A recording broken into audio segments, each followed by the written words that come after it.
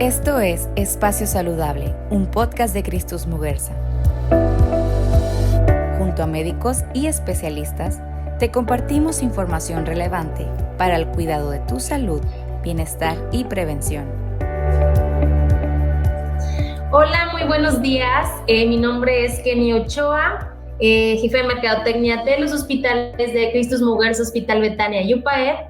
Y el día de hoy nos encontramos con un tema, la verdad, muy interesante como todos los que venimos haciendo. Cabe recalcar que en el mes de marzo, efectivamente el 10 de marzo, es el Día Internacional del Riñón. Por esto vamos a tocar este tema un poquito más a profundidad en este espacio y pues el día de hoy tenemos un gran invitado que nos honra con su presencia y qué mejor que él nos puede hablar no solamente del tema de todas las enfermedades que puede ocasionar el riñón o las personas que puedan padecer de este tipo de pues algún padecimiento sobre el tema, sino que queremos abundar un poquito más también para que conozca nuestra audiencia nuestros programas con los que contamos en Christus Muguerza, tanto de manera corporativa como específicamente aquí en Puebla con nuestras dos unidades de servicio, que es Betania y UPAEP. Para más o menos darle una introducción a nuestro pues experto en el tema, vamos a darle la bienvenida al licenciado Gilmar Tlahuacac Solar, que es licenciado en enfermería por parte de la Benemérita Universidad Autónoma de Puebla. Tiene pues un currículum bastante amplio, fíjense nada más, es jefe de trasplantes del Hospital General de Puebla. Además tiene coordinaciones en todo el estado, no solamente aquí en el Hospital Christus Muguerza Betania, ni UPAEP. Él tiene la coordinación hospitalaria de donación de órganos y tejidos con fines de trasplante del Hospital General de Puebla. Tiene la coordinación, como bien les acabo de mencionar, es coordinador hospitalario dentro de nuestras unidades de servicio, de igual manera de donación de órganos y tejidos con fines de trasplante. Y además tiene una coordinación más sobre el mismo tema de donación órganos y tejidos con fines de trasplante en el Hospital de la Beneficencia Española.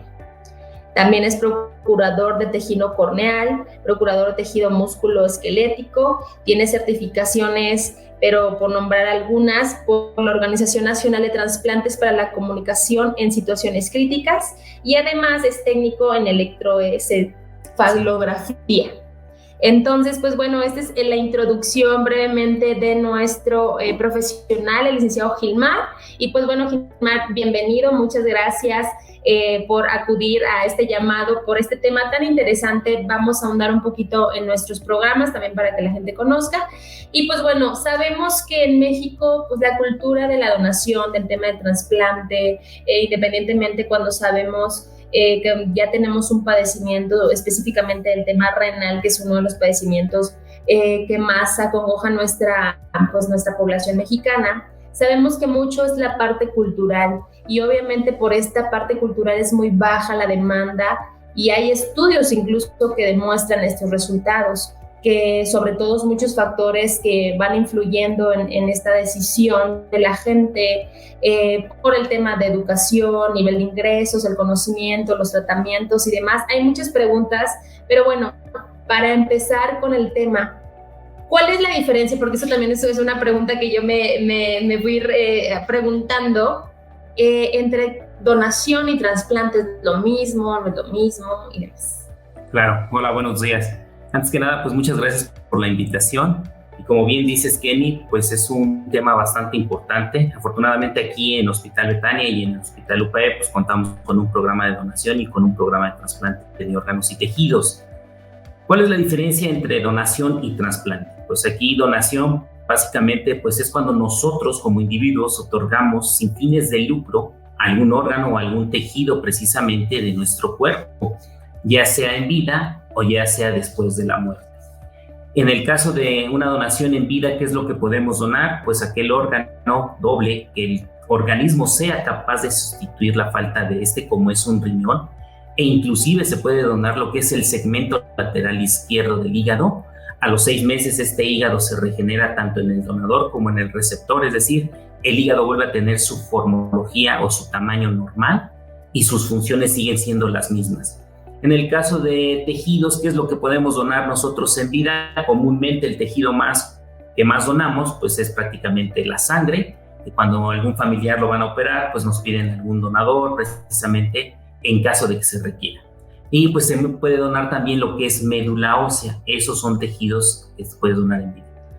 Y pues básicamente cuando alguien llega a fallecer, pues aquí se pueden obtener varios órganos o varios tejidos dependiendo de la causa de la defunción. Por ejemplo, si llegamos a fallecer por un paro cardiorrespiratorio, pues aquí los órganos ya no son viables. Al momento de que se produce el paro cardíaco, deja de mandarle sangre oxigenada a estos órganos y pues ya no son viables para un trasplante. ¿Cómo qué órganos? Pues en este caso riñón, hígado, corazón, pulmones. Pero tejidos sí podemos donar una vez que nosotros fallecemos por paro cardíaco.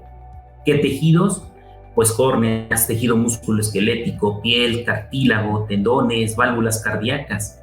Y en el caso de que el fallecimiento sea por una muerte encefálica, es decir, que el cerebro fallece, y lo que se le explica a los familiares es que artificialmente el corazón sigue latiendo, sigue mandando sangre oxigenada precisamente a estos órganos, estos todavía se encuentran con cierto número de horas para que nosotros los podamos trasplantar una vez que se extraigan de la cavidad abdominal o de la cavidad torácica. ¿Qué órganos? Pulmones, intestino, riñones, hígado, corazón. Aunado a todo esto, también podemos procurar los tejidos precisamente en una muerte encefálica. Entonces hablamos en promedio de que si nosotros llegamos a hacer una donación cadavérica, en promedio estamos ayudando a mejorar la calidad de vida de hasta 80 personas a través de una donación cuando nosotros llegamos a fallecer. Claro que va a haber ciertas enfermedades, ciertos diagnósticos que a lo mejor van a contraindicar en ese momento la donación. Para eso, una figura importante pues es el coordinador hospitalario de donación, quien es el que hace precisamente la valoración y se encarga de hablar con la familia para hacer este tipo de solicitudes. ¿Qué es un trasplante? Pues finalmente es la sustitución precisamente de ese órgano o de ese tejido enfermo, que lo que vas a hacer pues es mejorar la calidad de vida de nuestros pacientes y, ¿por qué no?, poderlo reintegrar precisamente a una sociedad productiva. Perfecto. Bueno, ya más o menos nos queda un poquito claro la diferencia porque te digo, o sea, desafortunadamente en nuestro país, aunque yo trabaje o trabajemos en un sistema de salud, de repente sí existen estas pues contradicciones, ¿no? Y aparentemente pareciera ser que es lo mismo, pero pues ahora hablemos un poquito de cuál es la diferencia, cuál es la estadística más bien que hoy en día nos va presentando, digo, con tu experiencia y con todo este currículum extenso que tienes en nuestro país de los trasplantes y las donaciones de órgano que se tienen, que nos puedas dar así como un referente. Claro, aquí en México pues existe lo que es el Centro Nacional de Trasplantes y lo que es el Registro Nacional de Trasplantes, que precisamente ellos son los que llevan el control precisamente de las donaciones y trasplantes de órganos y tejidos en nuestro país. Alrededor ahorita en la República Mexicana tenemos más de 22,000 pacientes precisamente en espera de algún órgano o de algún tejido. ¿Cuál es el órgano que tiene mayor demanda? Pues en este caso es el riñón, que son alrededor de más de 17,000 personas que necesitan un trasplante de riñón. Y en el caso de córnea, que es el tejido que tiene mayor demanda, son alrededor de más de 5,000 pacientes que precisamente se encuentran registrados. ¿Cuál es lo más triste o lo más crudo de estas estadísticas? Que más o menos del 10 al 15% de estos pacientes que se encuentran esperando un trasplante, pues son niños precisamente que necesitan este tipo de ayuda. Lo más triste o lo más crudo es que se estima que el 60% de todas estas personas que se ingresan al sistema del Registro Nacional de Trasplantes, pues morirán precisamente esperando ese milagro o esa llamada telefónica que le diga que ya hay un donador o que ya hay algún órgano o algún tejido para que se pueda trasplantar. En el caso específicamente del año pasado, te digo que son muy pocos los trasplantes que se realizan con respecto precisamente a la demanda que nosotros tenemos aquí a nivel nacional. Si hablamos de donaciones, por ejemplo, en el año 2021, fueron donaciones por muerte encefálica, fueron 293. Es decir, de esas 293 personas que fallecieron por muerte encefálica, solo se pueden obtener órganos. En el caso de las donaciones por paro cardiorrespiratorio, fueron alrededor de 866. pero aquí no puedes rescatar lo que les decía yo, riñones, hígado, corazón, pulmones, únicamente rescatas tejidos como eran córneas, tejido musculoesquelético, piel, etcétera. En cuanto a nosotros aquí en Puebla, nosotros ocupamos en el año pasado el 8º lugar en trasplante de córnea. Se realizaron 71 trasplantes precisamente a nivel estatal. En Hospital UPAEP nosotros no realizamos ningún trasplante de córnea, sin embargo en Hospital Betania sí pudimos realizar un trasplante de córnea nosotros.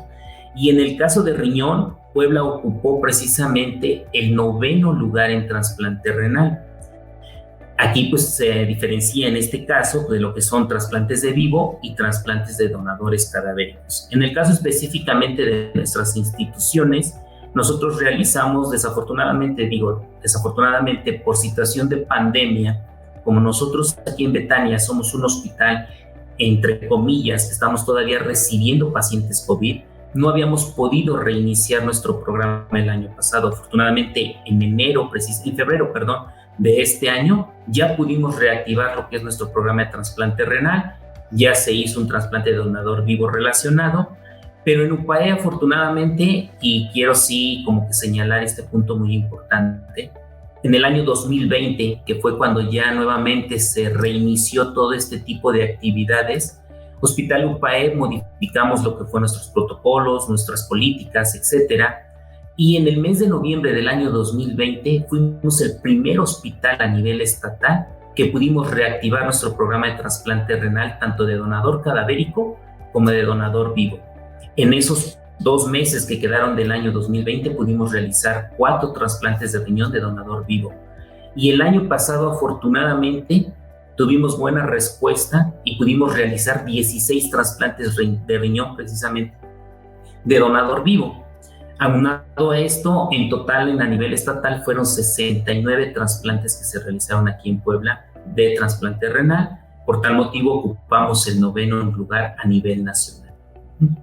Padrísimo, toda esta información que nos dice, y podrían ser más, ¿no? Si tuviéramos toda esta cultura de donación, de trasplante y demás.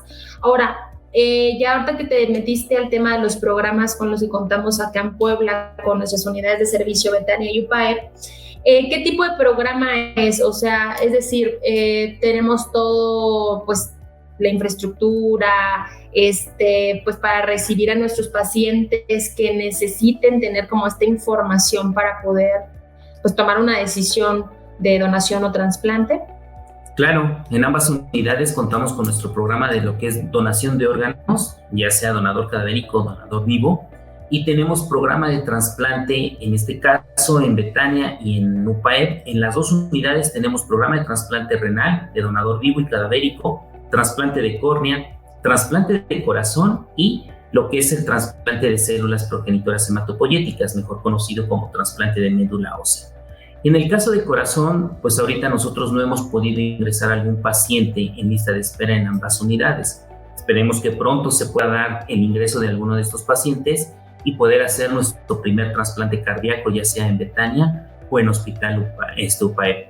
Pero sí, ambas unidades cuentan con toda la infraestructura, cuentan con todo el personal humano capacitado precisamente para este tipo de atención y sobre todo realizamos modificaciones, como te comentaba yo, a nuestros protocolos precisamente para protección de nuestros pacientes, del equipo médico que viene a realizar trasplantes y también, ¿no?, porque de los mismos colaboradores que van a participar en estos procesos.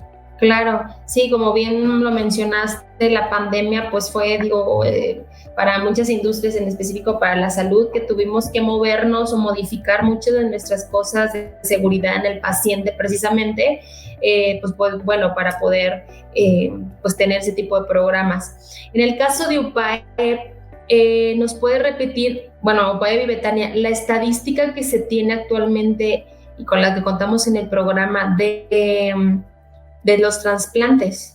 Sí, mira, en total, nosotros aquí en Hospital Betania hemos realizado un total, desde que iniciamos con el programa que nos otorgaron nuestra licencia en marzo del 2010 en Hospital Betania, hemos realizado un total de 32 trasplantes de riñón.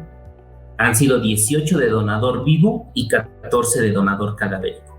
y hemos realizado un total de 22 trasplantes de córnea. En el caso de Hospital UPAEP, que fue en marzo de 2015, que recibimos o obtuvimos más bien nuestro permiso, nuestra licencia de donación y de trasplantes por parte del COFEPRIS, hemos realizado un total de 35 trasplantes de riñón. Aquí el mayor número que nosotros hemos realizado de trasplantes en Hospital UPAEP han sido de donador vivo. Hemos tenido alrededor de 27 trasplantes de donador vivo y han sido 8 trasplantes de donador cadavérico. Y hemos realizado 2 trasplantes de córnea en lo que va en la historia precisamente de estas 2 instituciones. Realmente, comparados con otras instituciones a nivel privado, creo que somos uno de los mejores hospitales en realizar este tipo de procedimientos y somos de los punteros precisamente en realizar este tipo de trasplante, tanto de donador vivo como de donador cadavérico. Claro. Obviamente nosotros tenemos como una lista de registros, ¿no? Aparte también hay que mencionarle a la audiencia que aquí específicamente en Cristos Mujeres Hospital Betania contamos con la clínica del riñón para todo este tipo de pacientes que están como que en esta lista de espera y tienen un tratamiento en específico.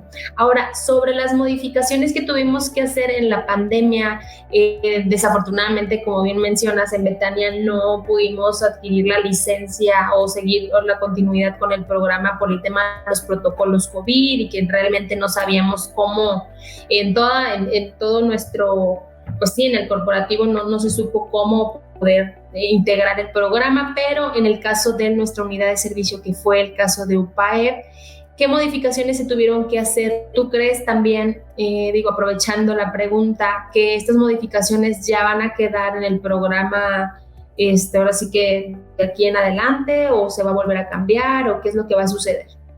No, ahora con esto de la famosa nueva normalidad, pues yo creo que estas modificaciones pues ya prácticamente están para quedarse.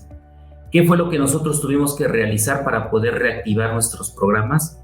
De hecho, Centro Nacional de Trasplantes nos mandó lo que fue un plan de reactivación precisamente de este tipo de programas, y de acuerdo a las recomendaciones que ellos hacían, pues es como pudimos hacer nuestras modificaciones nosotros. En primer lugar, se hizo un área exclusiva para recibir a este tipo de pacientes, tanto al donador, en este caso en vida, como al receptor.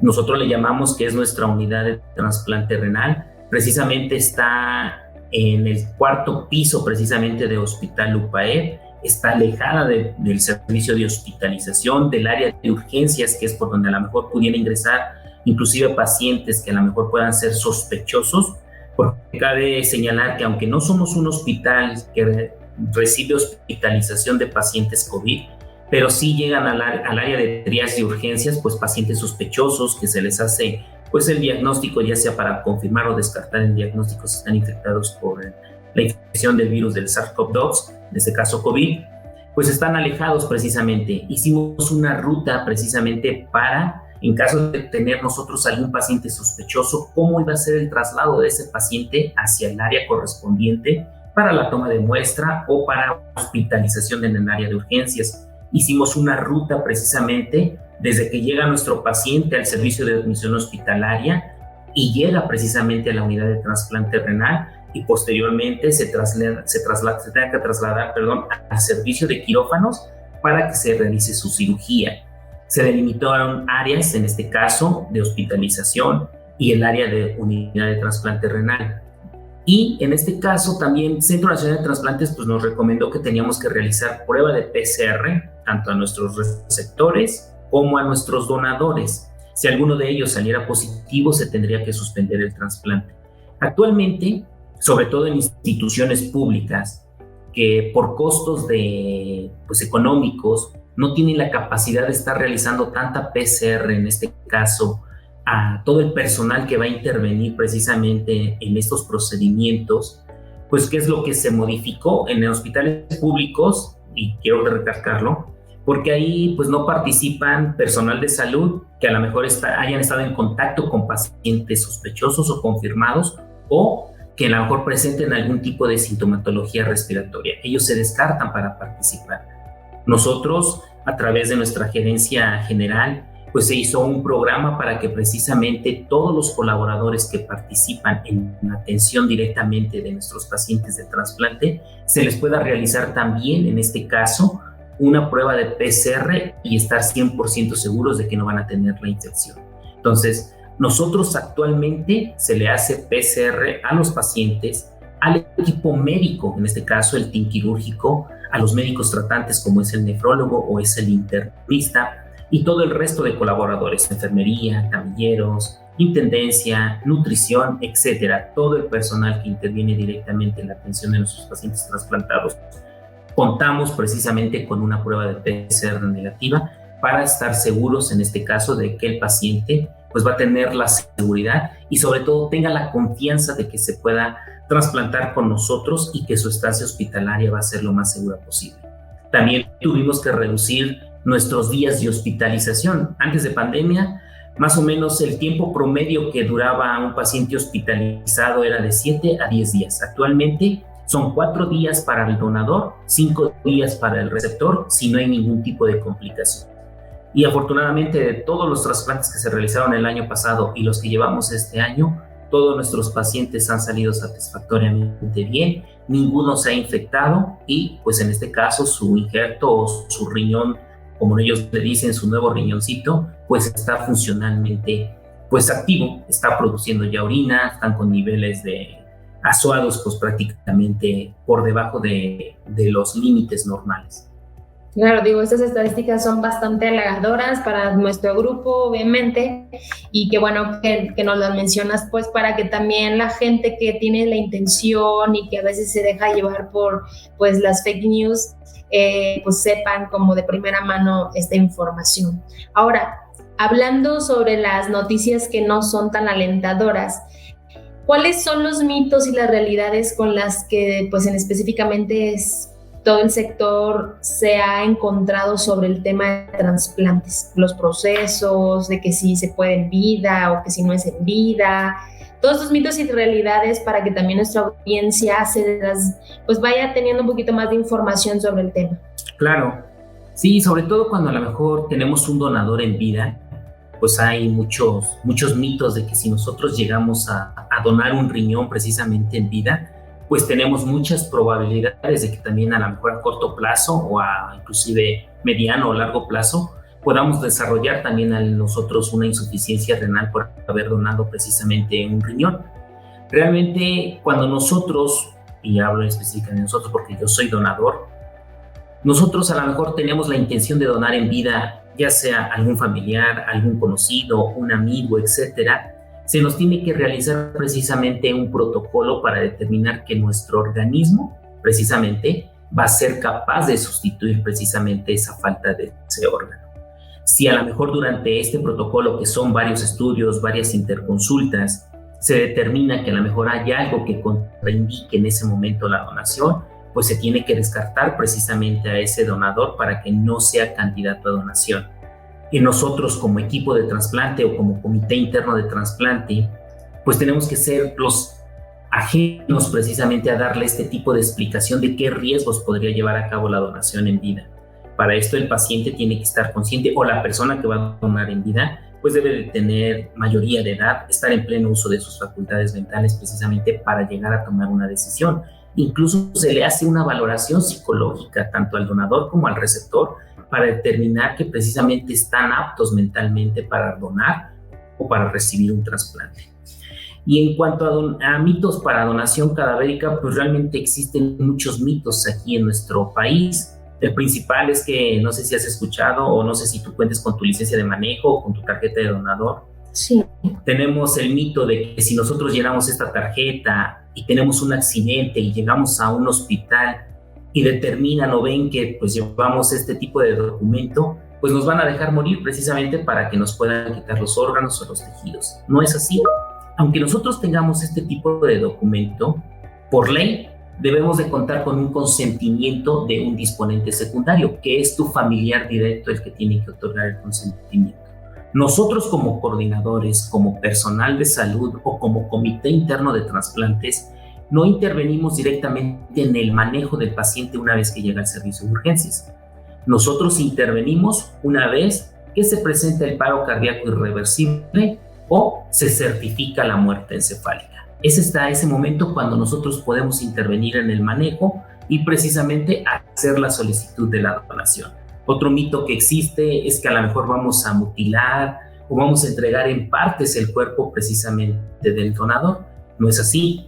Se trata con todo el respeto y con todo el cuidado precisamente el cuerpo de nuestro donador, porque finalmente a través de él pues le vamos a dar vida a muchas personas o vamos a mejorar la calidad de vida de muchas personas. Algunos también se llegan a descartar porque dicen que como ya somos diabéticos, hipertensos, que porque uso lentes o ya tengo ciertas enfermedades, yo mismo me autodescarto para ser donador. No es así. Lo que les comentaba yo, la figura del coordinador hospitalario, precisamente esa es una de sus funciones. Hacer un pase de visita, ver qué pacientes a lo mejor se oye mal, pero a lo mejor ya el pronóstico ya no es muy bueno o ya se sospecha de la clínica de muerte encefálica, se empieza a hacer una valoración para determinar qué órganos o qué tejidos son los que se pueden utilizar para un trasplante. Y en ese momento, al realizar nosotros la solicitud o el abordaje con sus familiares, pues en ese momento únicamente se va a solicitar lo que nosotros consideramos que todavía puede ser útil para salvar a otras personas. No tiene caso tomar un hígado si a lo mejor la persona ya no se encuentra en condiciones para que pueda donar precisamente ese hígado. Entonces, todos estos mitos muchas veces, pues en lugar de ayudar a este programa, pues prácticamente lo perjudican. A lo mejor este no es un mito, pero es una forma precisamente de que la familia pueda buscar como que una excusa para no otorgar el consentimiento. ¿Y cuál es? Que como a lo mejor yo nunca lo manifesté en vida a mis familiares, al momento en que nosotros hacemos la solicitud, la familia te dice que como ellos no sabían si era o no donador, no pueden tomar la responsabilidad en ese momento. Entonces, ¿qué es lo que siempre se les recomienda a las personas cuando llegan a solicitar información para ser donadores? Que precisamente lo platiquen con sus familiares más directos y sobre todo que respeten su voluntad. Y créeme, y no se lo decimos así a las familias, pero una familia que pasa por un proceso de donación está comprobado que puede en este caso cerrar más rápido su círculo, es decir, su duelo por la pérdida de su familiar, que aquellas familias que a lo mejor no pasan por un proceso de donación. Finalmente, cuando nosotros como coordinadores estamos ante una posibilidad de un potencial donador, lo más importante para nosotros como coordinadores no es ir a buscar órganos o tejidos, es precisamente ayudar a esa familia, no dañarla más y sobre todo entablar una relación de ayuda. Independientemente del resultado que se obtenga durante la entrevista familiar, nosotros estamos para acompañar a la familia durante todo su proceso hospitalario, te digo, independientemente de que si nos acepten o no la donación. Entonces, sí existen muchos mitos, sí muchas veces es por desconocimiento o por falta de información. Sí, claro, pero bueno, para eso estamos acá, para informar un poquito y que si están interesados se puedan acercar, pues obviamente a instituciones que cuenten con programas certificados, avalados y que estén como todo en regla, ¿verdad? Ahora, sobre este mismo punto, ahorita tú acabas de mencionar que, bueno, tú ya tuviste la oportunidad de darle vida a alguien más, ¿no?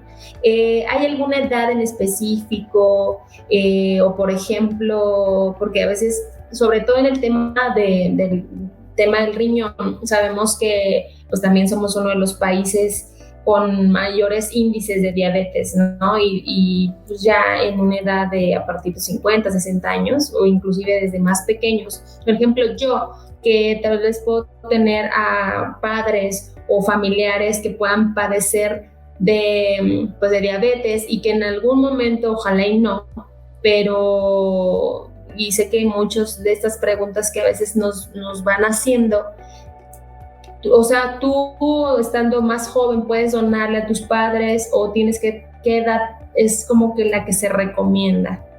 Claro, realmente no hay una edad en específico para que tú digas va a ser un donador ideal. Inclusive, actualmente también ya se les conoce como donadores de criterios ampliados, aquellas personas que puedan ser diabéticos, hipertensos o inclusive puedan ser mayores de 60 años.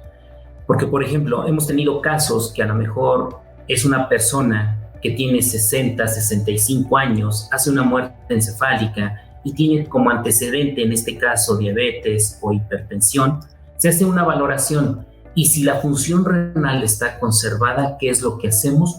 Buscamos pacientes precisamente de la misma edad de ese donador y con las mismas enfermedades para que no se pueda desaprovechar la oportunidad de poder trasplantar esos órganos o esos tejidos.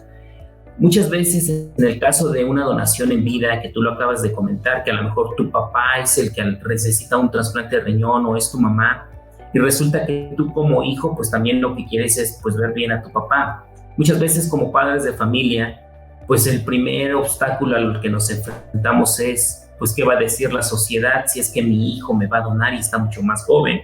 Claro. A lo mejor yo ya viví, etcétera. Finalmente te digo, es una decisión de cada persona y finalmente te digo, pasa una valoración psicológica porque inclusive también hemos detectado nosotros durante los procesos de donación que a lo mejor si es el hijo, no sé, el hijo menor que le tiene que donar al hijo mayor, pues muchas veces en la valoración psicológica te das cuenta que existe presión también por parte de los papás para que le tenga que donar a su hermano. Y muchas veces a lo mejor el hijo, por miedo a que su papá le diga cómo es que no le quieres donar, pues muchas veces no se atreven a decirlo directamente a la familia. A nosotros como personal médico se nos informa y si detectamos precisamente ese tipo de anomalías, pues detenemos precisamente el proceso. La edad límite, no hay una edad límite como tal, te digo. Hemos tenido donadores nosotros, el donador más longevo que hemos tenido, el donador más añoso, ha sido una señora de 90 años que nos donó precisamente las córneas y que se pudieron trasplantar en pacientes de 70, 80 años que también necesitan trasplantes de este tipo. Y el donador más joven que hemos tenido nosotros aquí en el estado de Puebla ha sido una femenino de 1 año 3 meses. Aquí la edad a partir para que tú puedas ser donador de órganos y tejidos es a partir de los 3 meses o tener mínimo un peso de 15 kilogramos, ¿ok? Y en el caso, por ejemplo, de personas adultas que te digo que muchas veces se llegan a descartar por la edad, realmente se hace una valoración finalmente como equipo médico para determinar qué órganos o qué tejidos. No es, como te lo dije a un principio, las estadísticas de donación son muy bajas comparadas con la demanda que nosotros tenemos en lista de espera, como para estar dándonos el lujo precisamente para descartar este tipo de personas grandes, personas jóvenes, que pudieran ser candidatos a donar. Ahorita que me viene a la mente, también existe un mito que por el hecho de que tenemos tatuajes, ya nos descartamos como donadores de órganos o inclusive como donadores de sangre. Y no es así. Actualmente con las nuevas políticas, los nuevos estudios que tenemos, si ese tatuaje tiene más de 6 meses y a través de la entrevista que se le hace con los familiares, determinamos que fue en un lugar seguro, que fue con material estéril que se lo realizó y la prueba de serología, es decir, la prueba para determinar que no hay presencia de virus de hepatitis B, hepatitis C o VIH sale negativa, se pueden también considerar este tipo de donadores con tatuajes. No hay contraindicación para que una persona con tatuajes pueda donar. Claro, mira, ese es otro mito que bueno que también lo mencionas. Y ahora, licenciado Gilmar, para ir cerrando el tema, ¿qué requisitos son los que la gente debe saber, conocer para, si está interesado en algún proceso con los que contamos aquí en Cristus Mujeres Hospital Betania y Yupae? Claro, si a lo mejor hay algún paciente que nos está escuchando y que a lo mejor le comentaron que necesita un trasplante de córnea o un trasplante de riñón, lo que tiene que acudir o lo que tiene que hacer primeramente es acudir con un especialista. En este caso tendría que acudir con un nefrólogo o con un oftalmólogo que le tienen que hacer un protocolo para determinar que es candidato en este caso a un trasplante, ya sea de córnea o un trasplante de riñón. Se le hacen varios estudios y si a lo mejor durante los estudios se determina que hay algo que a lo mejor tienen ellos en cierto modo corregir porque tiene algún tipo de alteración en laboratorios o en cualquier otra situación, lo corrigen precisamente para que esté en condiciones de recibir su trasplante. Si a lo mejor el paciente nos llama por teléfono y nos dice que él está interesado en realizarse un trasplante con nosotros, pero que no tiene médico, ya sea oftalmólogo, o no tiene un nefrólogo que lo esté viendo, que lo esté tratando, pues nosotros aquí en el hospital o en los hospitales contamos con especialistas precisamente que pueden ellos llevarles su protocolo. Nosotros les decimos qué especialistas son los que tenemos, ellos a lo mejor deciden con quién ir para iniciar precisamente su proceso. Una vez que su médico tratante ya termina lo que es su protocolo para donación y para trasplante, en este caso si es que tiene un donador en vida, lo presenta precisamente al comité interno de trasplantes. El comité sesiona el caso para determinar que no hay ninguna contraindicación y sobre todo que no hay nada que ponga en peligro o en riesgo la vida del paciente, ya sea donador o receptor. Y si el comité determina que se puede continuar con el trasplante, se le da fecha precisamente para que se puedan hospitalizar nuestros pacientes y trasplantarlo lo más pronto posible. Hemos tenido casos exitosos que una vez que detectamos a lo mejor algún paciente que necesita un trasplante, 2 semanas, 3 semanas y le estamos realizando su trasplante porque precisamente ya tenemos un protocolo determinado para hacer los estudios lo más pronto posible, que se pueda someter ante el comité interno de trasplantes y poderle realizar el trasplante lo más posible. No, perfecto.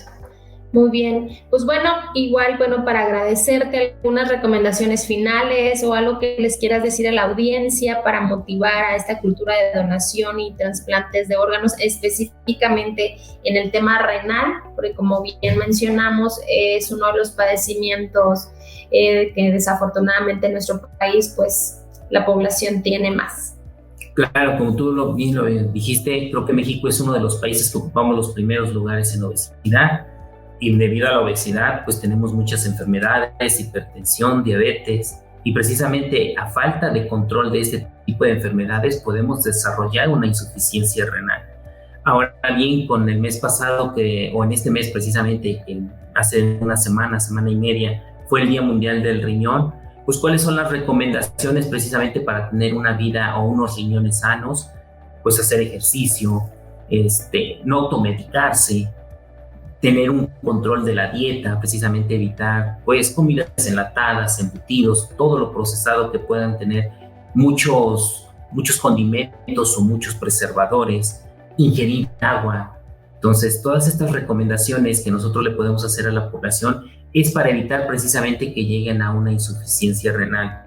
Ahora bien, si a lo mejor hay alguna persona que está escuchando y también tiene esa inquietud de que a lo mejor quisiera donar en vida, pues puedes acercarse precisamente con nosotros en el programa. A lo mejor nosotros podemos canalizarlo, o si él tiene un familiar que necesita un trasplante, pues de igual manera nosotros podemos orientarlo para que inicie su protocolo. Y te digo, finalmente, la persona que llega a donar en vida está comprobado estadísticamente que su sobrevida es arriba del 15% de aquella persona que tiene 2 riñones. ¿Por qué?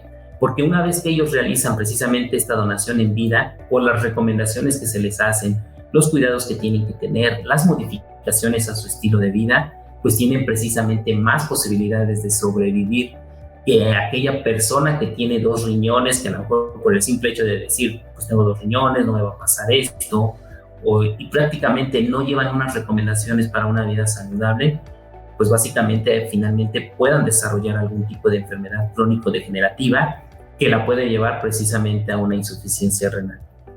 Y en el caso de una donación cadavérica, porque pues nadie está exento, dice el dicho que nadie tiene la vida comprada, pero a lo mejor su deseo es precisamente el de donar sus órganos o tejidos una vez que nosotros ya no estemos en este plano terrenal o en esta existencia, pues lo más recomendable siempre es platicarlo con los familiares directos, como te comentaba yo.